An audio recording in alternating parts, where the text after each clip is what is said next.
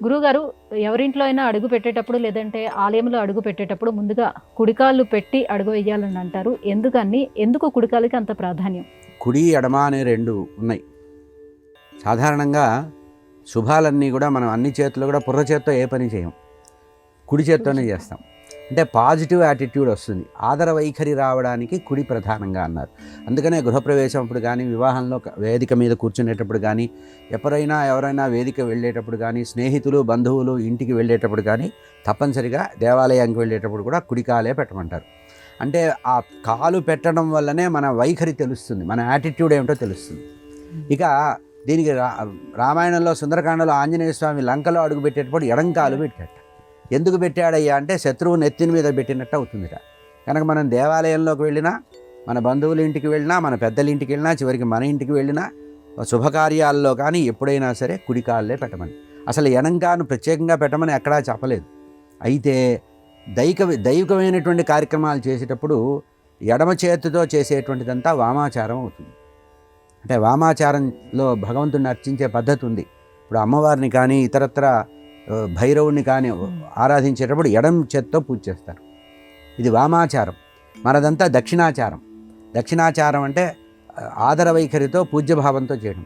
అంటే బలవంతంగా భగవంతుడి ద్వారా ఫలితాన్ని పొందాలనుకున్న వాళ్ళు ఈ వామాచారం చేస్తారు. ఇప్పుడు వారాహి మొదలైనటువంటి కొత్త దేవతల గురించి మన వాళ్ళు ఉపాసనలు చెప్తున్నారే, బలులు సమర్పించి చేసేదంతా కూడా అది వామాచారం. వామం అంటే ఎడం వైపు, కానీ అది మనదంతా దక్షిణాచారం. దక్షిణ అంటే కుడి చేత్తోనే. ఇంకోటి ఆలోచించండి, మీరు గుళ్ళో ప్రదక్షిణ చేసేటప్పుడు భగవంతుడిని నమస్కరించేటువంటి చెయ్యి ఎటువైపుగా ఉంటుంది? కుడివైపుగా ఉంటుంది. కనుక మనం భగవంతుడికి కుడివైపు నుంచి ప్రదక్షిణ చేయాలని చెప్పారు, ఎడంవైపు నుంచి ప్రదక్షిణ లేదు.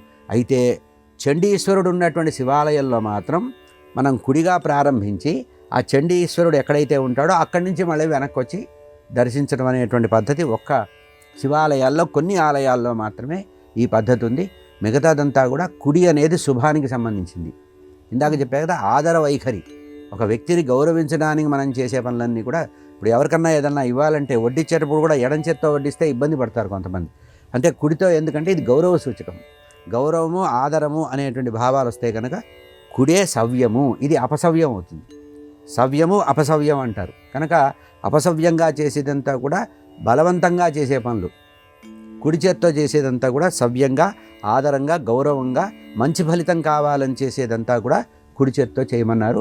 అదే ఎవరినైతే మనం నిర్లక్ష్యంగా చూస్తామో, ఇప్పుడు ఆంజనేయ స్వామి లంకలో అడుగుపెట్టినప్పుడు రావణాసురుడిని నిర్లక్ష్యంగా అతన్ని భావన చేశాడు కనుక ఎడంకాలు పెట్టాడు అని అన్నారు. కనుక కుడి అనేదే సర్వత్రా చేయాలి. దేవాలయమే కాదు, ఇల్లే కాదు, మనం ఏ పని చేసినా కుడి కాలు, కుడి చెయ్యి అనేటువంటి పద్ధతి ఉండాలి.